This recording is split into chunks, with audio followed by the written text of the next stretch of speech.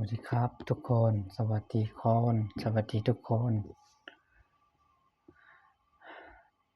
ตอนนี้เวลาเดี๋ยวผมดูเวลาแป๊บหนึ่ง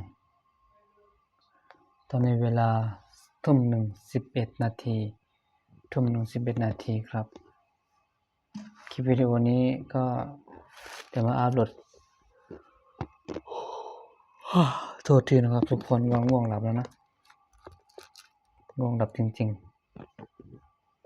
ก่อนนอนก็อัปโหลดคลิปวิดีโอสักคลิปหนึ่ง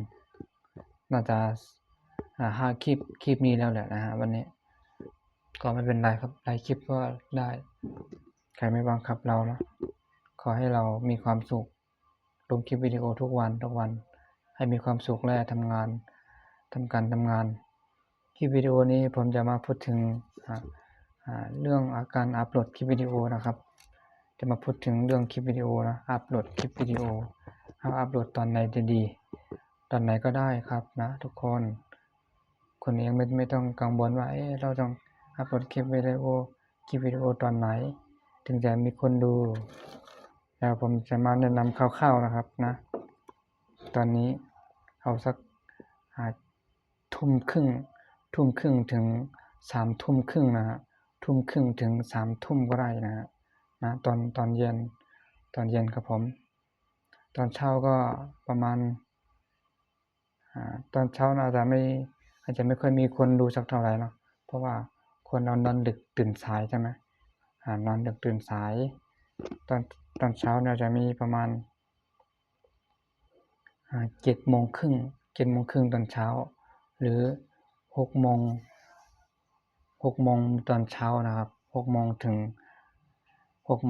8โมงเช้าคนส่วนใหญ่อาจจะทำงาน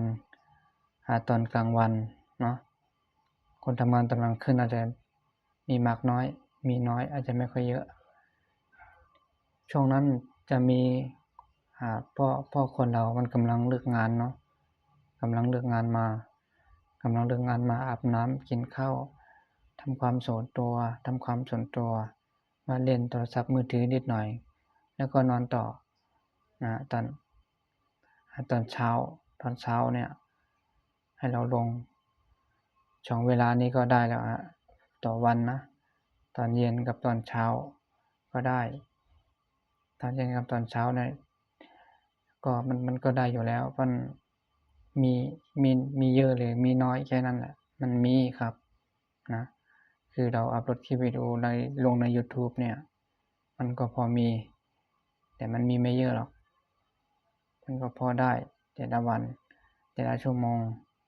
คนเราอาจจะเล่นมือถือจะแตกต่างกันนะถ้าจะแตกต่างกันนิดนึงก็อยากจะฝากถึงแค่นี้นะครับสวัสดีครับผม